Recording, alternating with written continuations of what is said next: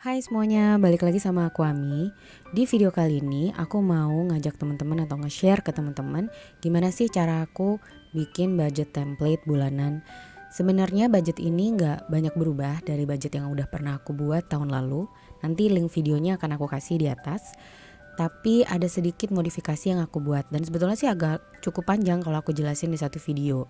Jadi aku akan buat 2 video dan untuk video pertama ini aku hanya akan kasih lihat seperti apa template yang baru khusus untuk budget anggarannya saja.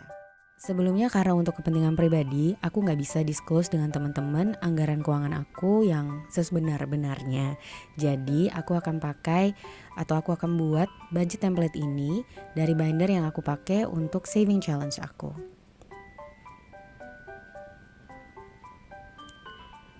Nah, ini udah ada 2 lembar yang akan aku pakai untuk halaman pertama dan kedua, serta 2 stiker DIY yang aku beli dari toko buku Paperclip. Untuk warnanya pun aku hanya pakai 1 buah Tombow ABT Water Base nomor 553 dan selebihnya hanya bolpen hitam biasa. Baiklah, kita langsung mulai aja ya. Untuk halaman pertama, kita seperti biasa akan buat judul dan juga monthly spread. Tapi sebelumnya aku deketin kameranya dulu kali ya. Nah, jadi kalau teman-teman udah nonton budgeting template aku tahun lalu, aku nggak bikin monthly calendar ini di halaman pertama. Tapi kali ini aku bikin karena setelah aku mencoba mengikuti beberapa gaya dari YouTuber financial lainnya, ternyata membuat kalender ini itu penting. Jadi kalender ini aku pakai untuk menulis mulai dari periode tanggal 1 sampai dengan tanggal 25, which is tanggal aku menerima payroll atau gajian.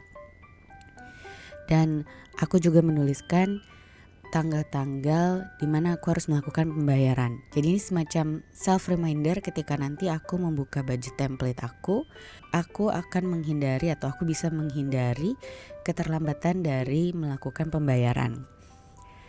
Nah, ini sebetulnya sih bikinnya kurang lebih hampir sama dengan kalau aku buat bullet journal monthly calendar. Tapi di sini aku agak struggle karena aku udah lama nggak membuat kalender di buku atau di garis yang hanya memiliki horizontal line. Karena kan kalau bullet journal aku yang biasanya itu ada dotted lines, jadi ada garis pembatas atas dan bawah yang memudahkan aku untuk menghitung kotak demi kotaknya.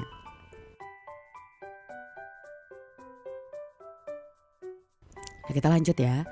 Selain dari kalender ini aku gunakan untuk mencatat tanggal-tanggal pembayaran ataupun tanggal penerimaan gaji, kalender ini juga aku gunakan untuk menandakan di mana hari-hari tersebut aku berhasil melakukan no spend challenge. Nah, kalau no spend challenge ini sebetulnya aku udah melakukannya dari tahun lalu, tapi bedanya dulu aku hanya buat di kotak kecil. Sementara sekarang aku bikin sekaligus di kalender bulanan ini. Lalu nanti khusus untuk hari-hari yang aku berhasil melakukan no spend challenge itu, aku hanya akan memberikan warna di bagian bawah kotak tanggal tersebut atau kotak hari tersebut dengan warna yang kugunakan untuk tema bulan ini. Nah, kalau teman-teman biasanya kayak gimana nih caranya mengontrol tanggal-tanggal pengeluaran dan juga membuat reminder untuk kalian sendiri kapan harus membayar? Apakah kalian lebih suka menggunakan cara konvensional kayak gini dengan kalender yang dibuat tertulis, atau kalian lebih suka membuatnya di digital calendar kalian seperti di Google Calendar yang ada di handphone ataupun di laptop kalian? Kasih tahu di komen di bawah ya.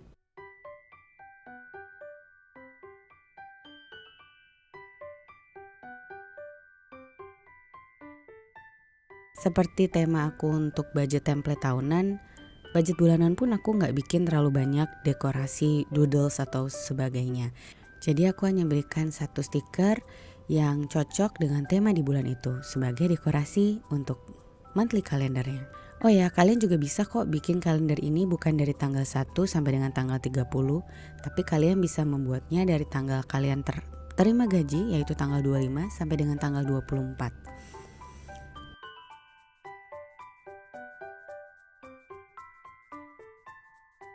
Lanjut di bagian bawah, setelah nanti di akhir bulan seluruh tanggalan ini berwarna, atau tidak berwarna, aku akan melakukan rekap berupa berapa hari aku berhasil melakukan no spend days.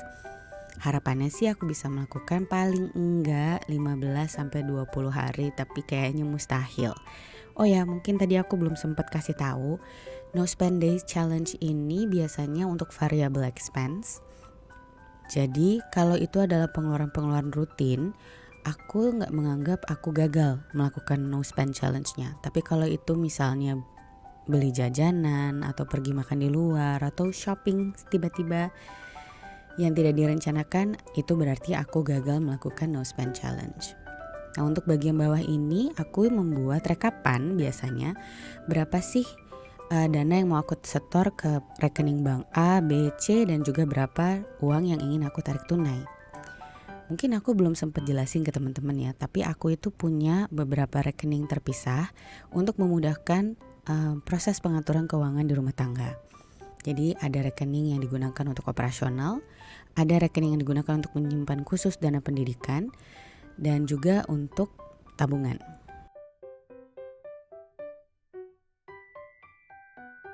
Nah, untuk halaman kedua ini adalah bagian anggarannya, yang mana aku bikin gak beda jauh dengan budget template aku di tahun sebelumnya. Untuk kolom pertama kita menuliskan berapa pendapatan yang kita terima, baik itu pendapatan tetap seperti gaji, atau kalau teman-teman punya pendapatan tambahan lainnya, misalnya ada pendapatan dari usaha, pendapatan tunjangan hari raya, ataupun pendapatan bonus.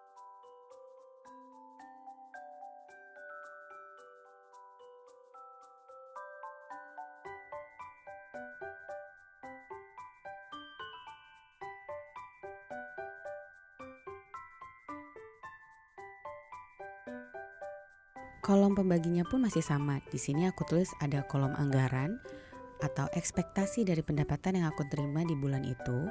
Kemudian ada kolom realisasi, yaitu berapa yang sebenarnya aku terima di bulan itu.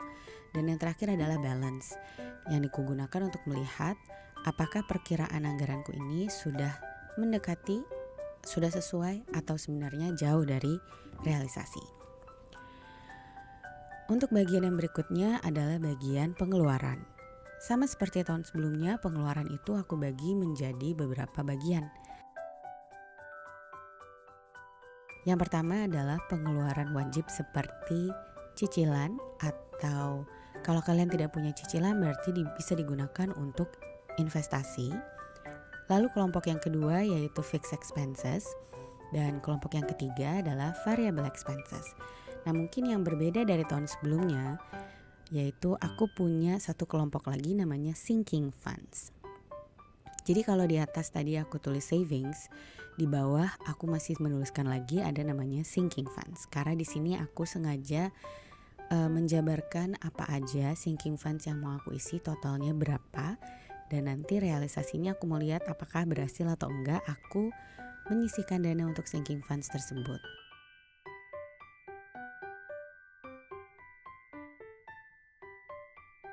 Nah, apa aja sih yang masuk dalam fixed expense maupun debt kategori aku?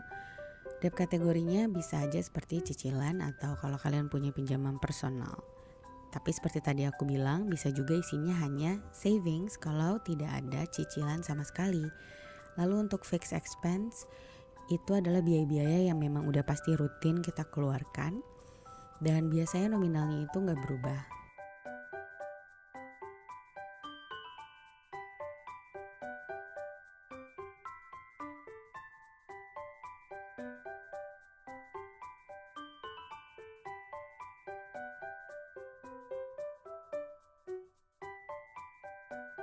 Lalu pos yang agak sedikit berbeda yaitu aku memasukkan pot zakat dan sedekah di variable expense.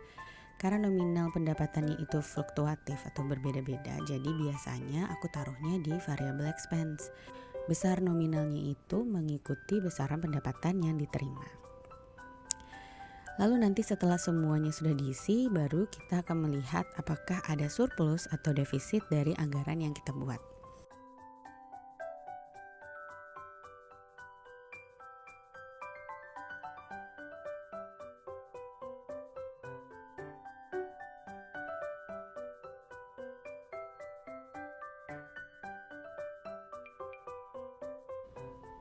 Nah, itu tadi bagian pertama dari budget template aku. Kalau kalian udah nonton sampai sini, aku ucapin terima kasih. Dan seperti biasa, jangan lupa untuk klik like dan subscribe.